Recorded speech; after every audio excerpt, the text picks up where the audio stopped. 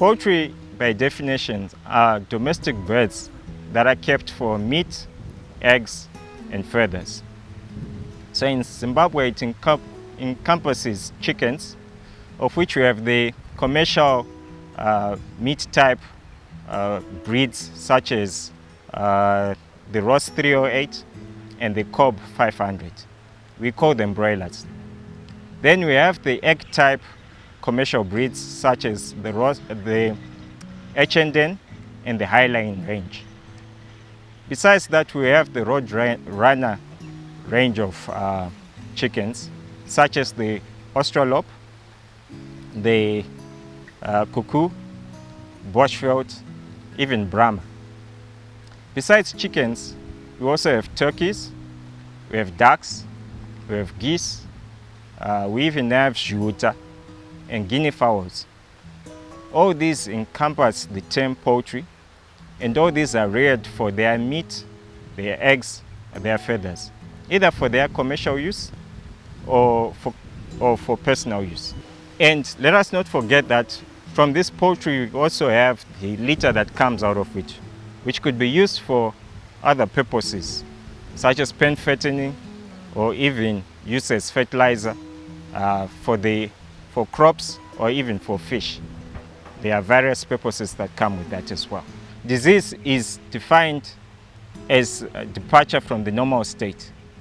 In my line of work, I've met many clients who just feed their birds to a point where they become so big and they are oblivious to the fact that they could actually be causing a nutritional cause of disease.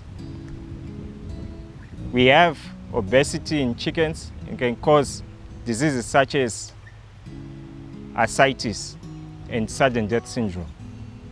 On the flip side, you could also have malnutrition, which could lead to many deficiencies to vitamins and other nutrients.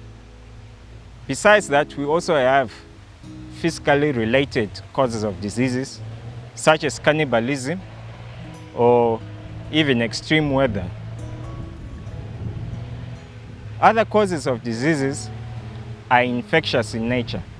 By infectious, I mean that the diseases can be transferred from one bird to the next. These include parasites, which could be external and internal.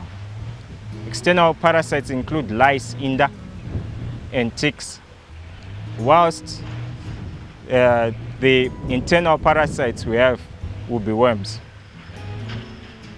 Besides those parasites, we also have viruses. In Zimbabwe, we have a challenge of Newcastle disease and infectious basal disease. These are two of the most common viral diseases in Zim.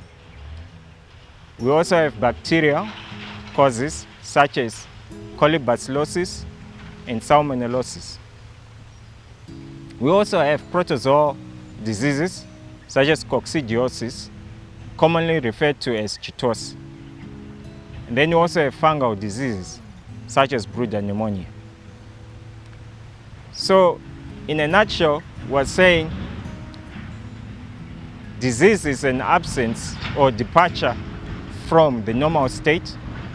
And in poultry, we have the non-infectious causes, which include the physically related causes and the nutritional causes. And then on the infectious causes of disease, we have the viruses, bacteria, protozoa, and fungi. Now that we have defined what poultry is and we've looked a bit on the disease part, let's talk about certain aspects of poultry health. So, one first thing we should look at is prevention of disease, of which we have one, biosecurity, good husbandry practices, and vaccination. When you talk good husbandry practices, what are we talking about? We're talking about making sure that our feed is good quality, our water is good quality, there's a quarantine site. You don't just put chickens in a dirty place. You have to make sure that it's clean. When you look at biosecurity, we are looking at all the entry and exit points in a setup. We are putting control points at every exit and entry point. Defined is securing our compartment or our site, making it secure from any entry of disease. So we look at all the entry points and exit points on the site. So imagine we are going into, in this case, let's use the example of a poultry house. We come in through the gate. There has to be some protection there. Then the equipment that we use whilst getting in, we need to wear what's called PPEs, personal protective equipment, like what I'm wearing, and we need your gumboots. Okay. Then we need to make sure that the person who's entering has not been in contact with chickens before a week or so. With vaccination, we are looking at protecting and shielding our birds from existing diseases within an area. For the vaccines that you use for our poultry, we need guidance from our local DVS, local veterinary extension officers, and even from the chicken breeders, where we get our chickens from. The vaccines could either be live vaccines or inactivated vaccines, depending on the birds that you are rearing. So for the short-term birds that you keep, the birds that are kept for a short space of time, usually you use live vaccines, but for those that are kept for a longer time, there could be some use of inactivated vaccines. The vaccines that we use can either be put in drinking water, sprayed, or you can use the ocular route, where you put the vaccine through the eye and it comes out through the nose. A vaccine is a preparation of either a virus or bacteria that is weakened, and when we inoculate or administer to our birds, we give them some form of protection against the disease that's in that area. So if in an area there is a disease of Newcastle frequently, we can protect our diseases, our birds to some extent from Newcastle by administering the Newcastle disease vaccine.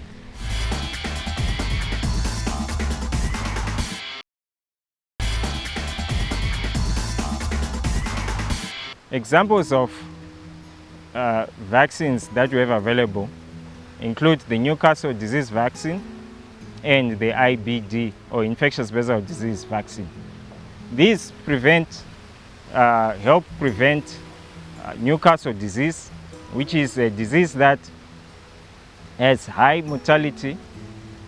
You wake up one morning and you find all birds will be dead, or you could have some of the birds exhibiting some circling signs or greenish diarrhea.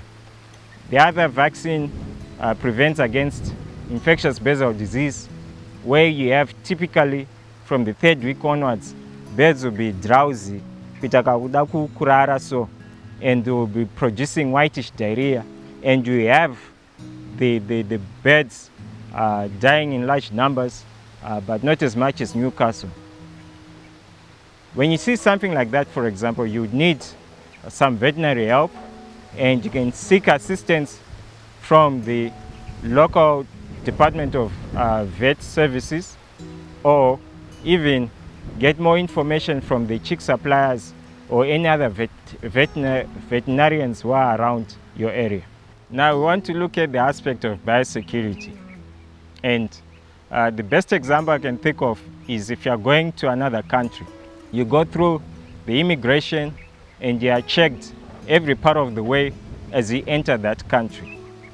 And it's because the officials want to protect the citizens of that country for anything that you may bring in illegally and which could be harmful to the citizens of that country.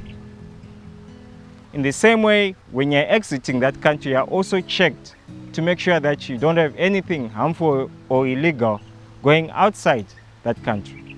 Now, that's the same with biosecurity. We are securing this biological site where our citizens, which are your turkeys, your chickens, your zhuta, your geese, your ducks, are part of that place.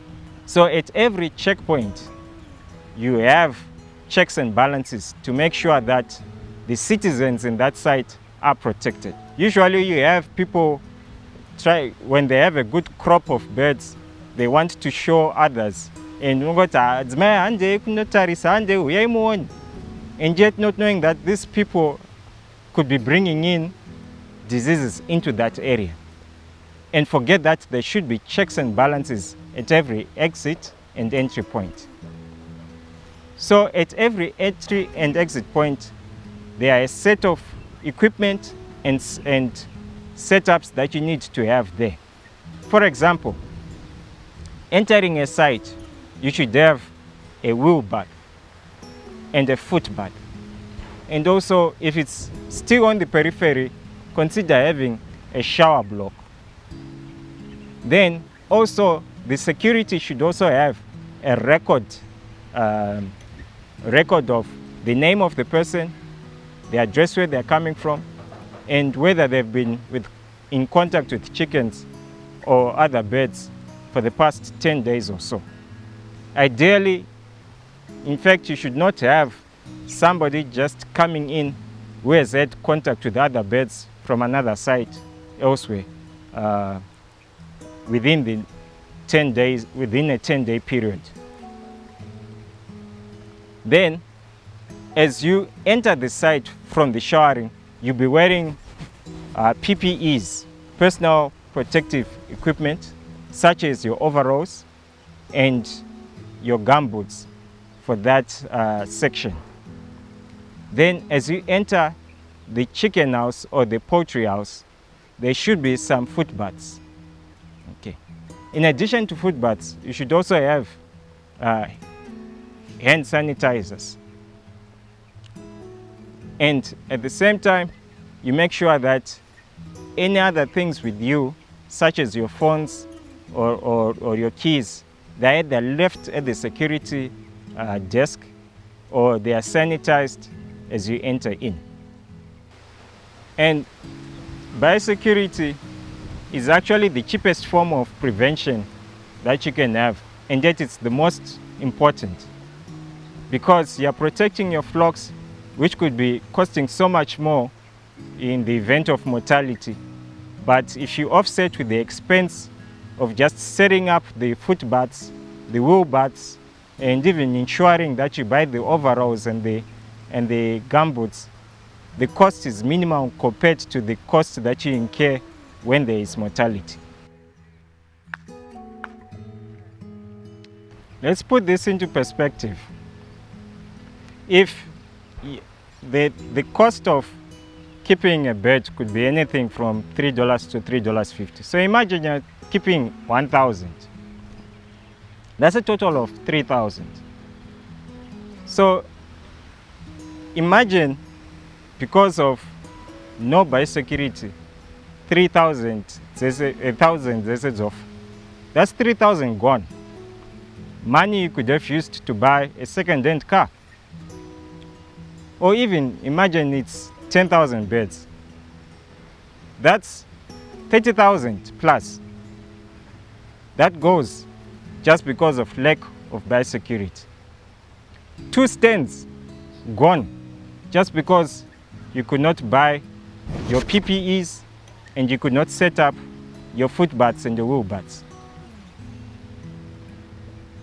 We need to be reminded that you as the farmer, you're the first line of defense, and it's you and your management that is key to protecting the site and protecting the birds.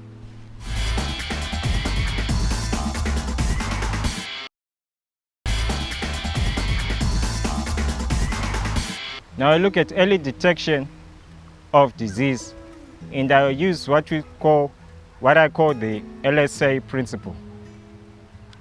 You get into your poultry house and you look at the litter. How does the droppings look like? Are they bloody? Are they runny? What color is it? Is it greenish? Is it white? Is it normal? Is it too solid? Those could point to some form of infection or disease. For the S, we listen to the sound of the birds. Are they chirping happily or they are depressed? You can't really hear, or sometimes they are making noises which are caused by respiratory infection. They'll go. Those are some of the sounds that happen when there is a respiratory infection. The A part stands for activity. Inokwanisa kudzingirira huku yacho here uibata. The harder it is to catch a bird, the more active it is. For those that you can quickly catch, you need to check whether they're in good health. Because naturally, birds will move freely around in the space. Now, after check behavior, we look at what's called, you need to take each bird and look at it from the head going down to the feet. So you look at first the head, you check for any swellings, what are the color of the eyes, are there any discharges from the noses or from the mouth? Okay. Are there any other lumps that are just around the neck? As you go down the wings, you're looking at, are there any lice or mites that are attached? You can also feel the queue or the chest part of the bird. Are there any abnormalities? What is the color of the skin? Are there any presence of any stool which is diarrheic or which is slimy on the sides, on the wings? Then you look at the shanks, the bottom of the legs. Do you have any mites or any parasites that are attached? What are the color of the shanks? Do they look dry? Is the condition well? Are there any wounds, especially on the bottom of the foot pads? Are there any cracks? What's the condition like? Are the legs straight conformation? Are they bent? Is the bird paralyzed, or is the bird twisted? Has some of the legs twisted? What's the conformation like? These are some of the issues that you'll be looking for when you handle the bird. So when you look at the chicken droppings, you can see, you can look at the color, the consistency, and even look for what could be in the droppings. If the color is reddish, that probably indicates some blood in it. You could look at diseases such as chitosis, coccidiosis. The color can range from the normal brown to something like green or whitish. These are infectious diseases that can cause this, which include the likes of Newcastle and infectious basal disease, and even salmonella, things like that. The consistency could be runny or could be too solid. It depends. If the birds are still young and you have a solid consistency, it means that there is dehydration and the water intake needs to be checked. But if it's runny, it could just be because of some coccidia, or it could be because of bacterial diseases such as bacillosis, colibacillosis. Another part which is within your power is to get early treatment for any disease that could enter your flock. And for that you need help from veterinary personnel. From where you get your chicks or your birds, you could have access to veterinary medicines and vaccines. Of common use are nutraceuticals. We're talking about your stress packs and even some protein boosters. Then, with guidance from your veterinary personnel, you'll be able to get antimicrobials such as oxytetracyclines and sulfur drugs that are on the market. So once you intervene, once there's any mortalities that happen in your birds, or if they are sick, you should seek veterinary help. They give you recommendations and you go and buy. It will be less costly to have early treatment than to wait for mortality to set in and we incur further costs. So let's look at some of the farming blunders that we farmers tend to do during our production. Number one, we can have a situation where farmers keep more than one batch of flocks in the same site, in the same house. So, unoona munhu achichengeta huku dzake 2 weeks, 4 weeks and 6 weeks in the same setup. There is transference of diseases there. Ideally, unofanira kuchengeta one flock of birds, one edge in one site, so that if there's any outbreak, it's contained. But where you have 1 or 2 or more batches in one site, there could be transference. Another blunder is that many farmers may not know what is the population density for the particular species of bird they are keeping. For example, broilers, it's 10 birds per square meter. That's the standard. Because we're in a hot climate, 10 birds per square meters can allow the birds to be free enough to roam around and there's aeration between birds. But sometimes you can have farmers having more than 10 birds per square meters in a site. And you have birds fighting for feed and not being able to breathe well, and the aeration of the litter is not great. So you find that the manure will still be very wet, and there are diseases that come with that. Another blunder is the amount of time taken after cleaning the house before you put in another batch of birds.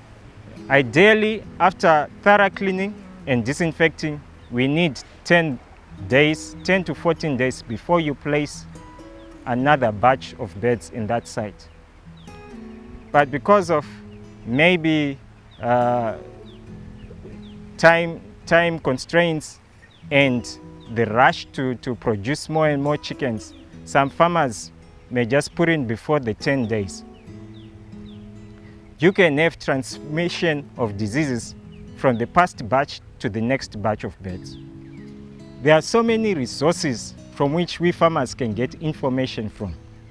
We have the local RX, we have the DVS, local veterinarians, or you can even go to your chick supply. Make sure you go to the right people. Kungwesa pa WhatsApp group and getting information from there, from somebody who you are not even sure kuti they've gone to school for that. Many people can get some advice from a WhatsApp group, and when they implement, they suffer mortalities. Here it will be just easy for you to seek out a veterinary professional are close to you and who has a hands-on experience.